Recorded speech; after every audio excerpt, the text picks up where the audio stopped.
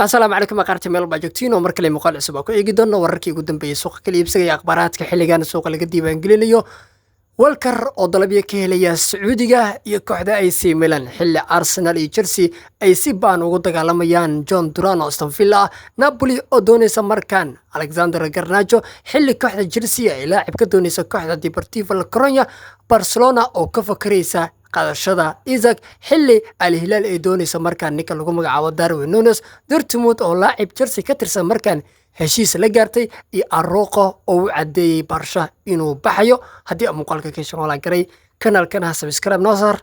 haddii aanu ku bilownaa akhbaaraadkii ugu dambeeyay suuqa kala iibsiga warar waaweyn ayaa jira sheekada Alexander Garnacho ayaa markaan waxay tahay warka ugu weyn kooxda kubadda cagta ee Napoli ayaa markaan si shooka ku doonanaysa Alexander Garnacho xilli macalinka hogaamiye kooxda Napoli ninka lagu magacaabo Antonio Conte oo banaanka keenay rabitaanka ninka lagu magacaabo Alexander Garnacho oo haatan Manchester iyadoo ruuxida markaan albaabada ay u fureen una ogolaadeen inuu Old Trafford ka baxayo sida Fabrizio oo ka soo xiganayo isaguba wargeysida Italy ka soo baxa ee ugu waaweyn sida Football Mercato iyo majalada kaleeto haatan kooxda kubadda cagta Napoli ayaa ninka lagu magacaabo Garnacho ka dhiganaysa bedelka ninka la yiraahdo Kvaratskhelia oo kooxda Paris Saint-Germain dhinaceeda u holeelaya Manchester United wiilkan ayaa mahanba xoogaa shaki weyn ayaa ku jiray macalinka lagu magacaabo Amirom wuxuu doonayaa ciyaartoy badan inuu daaqada ka saaro oo Manchester isbedelo waaweyn ku sameeyo marka Rashfordna qayb ayuu ku noqonayaa isbedelada ka dhacaya gigada Old Trafford marka kooxda Napoli ayaana haatan diyaar u ah inay qaataan ninka lagu magacaabo Alexander Garnacho dhinaca kale tana kooxaha kale Arsenal iyo Chelsea ayaa markaan si baan ugu dagaalamaya weeraryahanka kooxda kubadda cagta Aston Villa ninka lagu magacaabo John Duran kaas oo qaab ciyaareed cajiib ku haysta gigada caanka ee Villa Park Stadium ay ku ciyaarto kooxda kubadda cagta Aston Villa markaan warkeedu waa cadeeyeen iyagu ruuxooda oo waxay taagan yihiin wiilkeena John Duran 80 milyan ayaa uga samreynaa haatan kooxda kubadda cagta Chelsea wararka qaar waxay sheegaan in haatan wada xaajood ay kula jiraan John Duran oo ay doonayaan in ay sheekadiisa dhameeyaan Arsenal oo lambar 9 raadinaysa iyaguna dagaalka qayb ayay ka yihiin Aston Villa haatan iyadoo ruuxooda waxay rabaan wiilkan inay sii haystaan haddii ninkan uu go'aansado inuu baxana waxay doonayaan lacag fiican inay ku bedeshaan dhinaca kale tan kooxda kubadda cagta AC Milan ayaa dalab u soo gudbisay ninka lagu magacaabo Walker oo qaab bilaasha lagu helayo haatanba laacibkan sidoo kale kooxaha Sacuudiga ayaa si saayida u doonayna oo iyagu ruuxooda waxay rabaan ninkan inay soo xirigeliyaan marka Walker ugu dambeyn last seasonkiisi ayuu ku qaadanayaa gida Etihad Stadium AC Milan ayaana kooxda ugu cadcad oo haatan uu dhaqaaqi karo walow Sacuudiga dalabyo waaweyn ay ka imaanayaan isaguna wuxuu leeyahay anigu ma xiisanaya lacagta waxaan rabaa bandhigayga inaan sii wato oo Yurub haatan aan sii dhex joogo marka middaana waxay dan ugu jirtaa kooxda kubadda cagta AC Milan oo haatan doonaysa Walker qaab bilaasha inay ku qaataan marka kooxda kubadda cagta AC Milan haatan dagaal adag ay la galiyaan kooxaha Sacuudiga ka dhisan oo waxay doonayaan inay Walker ku sii hayaan qaaradda Yurub dhanka kale tan kooxda kubadda cagta ee The Blues Chelsea ayaa markan u dhaqaaqaysa lambarka 10aad ee kooxda kubadda cagta Deportivo La Coruña ninka lagu magacaabo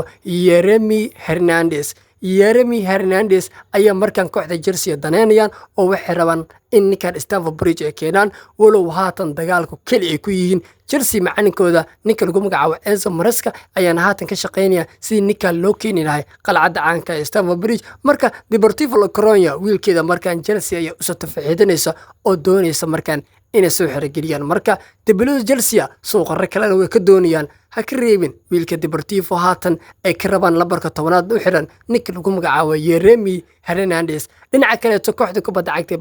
Barcelona markaan ninkii Arroqo ahay warka uu cadeeyay madaxda ugu sareysa Barcelona iyo dhammaan shaqaalaha wuxuu ku yiri anigu waxaan rabaa in la ifasaxo haddii ay macquul gal tahay marka ninkaana koox badan ayaa aad u baaday goobaya oo Juventus ay ugu horeyso oo waliba wararka qaar maalmihii ugu dambeeyay ay sheegeen in Juventus ninkan heshiis shakhsi ah la gaartay rabtan in qaab amaah ku qaadato macallimiin qal Arteta oo Arsenal hogaamiye isagu ruuxiisa dagaalka qayb ayuu ka yahay ninka Arroqo ayuu doonaya marka ninka lagu magacaabo Arroqo wuxuu doonayaa haatan inuu gigada Camp Nou haatan iskaga huleelo marka uu arki doona wax walba oo sheekada kasoo kordha. Dhinaca kaleetana kooxda kubadda cagta Borussia Dortmund ayaa markaan heshiis la gaaraysa laacib u ciyaara kooxda kubadda cagta ee Chelsea. Laacibkan ayaana lagu magacaabaa Ronaldo Viega, kaas oo ay xil ciyaareedkii hore ama suuqii horeetay July ee kasoo qaadeen Basel. Laacibkan ayaana Chelsea ugu soo biiray qiimo lacageed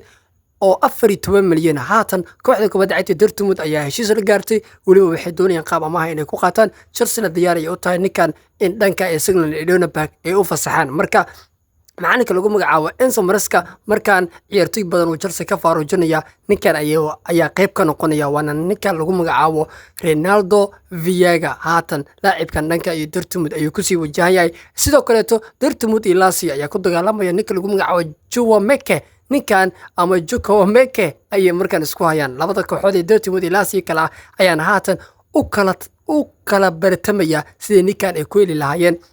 wararka Italy ka soo baxaya inta waxay ku darayaan in kooxda kubadda cagta ee Chelsea ay haatan diyaar u tahay ninkan in qaab amaah ay ku dhiibto, laakiinse Dortmund oo kaleeto sheekadu way ogoshahay. laakiin Lazio waxay doonayaan ninkan inay toos u dhameeyaan sheekadiisa, laakiin Chelsea wali ninka rajo ay ka leedahay waxay rabaan in qaab amaah ay ku diraan. dhinaca kaleetana kooxda kubadda cagta Al Hilal ayaa markaan u soo tafaxiidanaysa sidii ku qaadan lahayd Darwin Núñez. wiilka nasiibka ka guuray ayaa la oran karaa, wiilka nasiibka la dagaalamaya ayaa markaan waxaa la leeyahay dhanka Sacuudiga ayuu u dhaqaaqi karaa, oo kooxda kubadda cagta Al Hilal ayaa doonaysa xilli AC Milan iyo kooxo kaleetan ay aad u xiiseynayaan. Liverpool way go'aamiyeen in ninkan uu baxayo,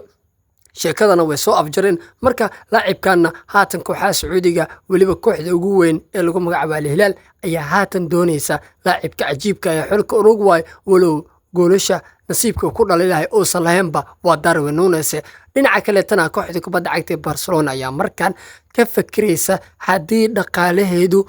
oo markaan fadhiisto inay soo qaataan Alexander Isak oo ay ka dhigaan bedelka mustaqbalka dheer ee Robert Lewandowski. laacibkan ayaa hore ugu soo ciyaaray kooxda Real Sociedad ee ka dhisan horyaalka Spain ee La Liga. Barca ayaana haatan doonaysa in Isak ay dib ugu soo celiyaan La Liga, iyaga oo markaan ka fakaraya mustaqbalka dheer, maadaama Barcelona ay haatan aragto in Robert Lewandowski uu yahay mid sii gabaabsiya. sidaa daraaddeedna ay haatan doonayaan in ay kasii tashtaan, iyaga oo markaan doonaya ninka lagu magacaabo Alexander Isak. haddii aad muuqaalka hesho, garay kanalka subscribe noo sar. Goodbye.